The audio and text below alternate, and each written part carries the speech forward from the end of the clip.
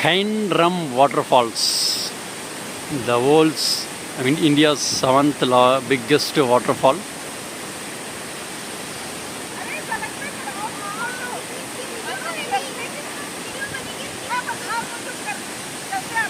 So in Meghalaya, so after Cherrapunji you need to come 15 kilometers.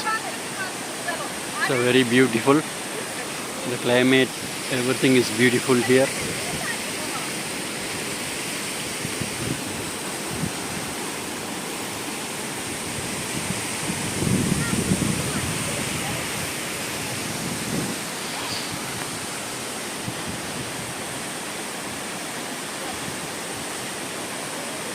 We cannot able to take a bath there, but we can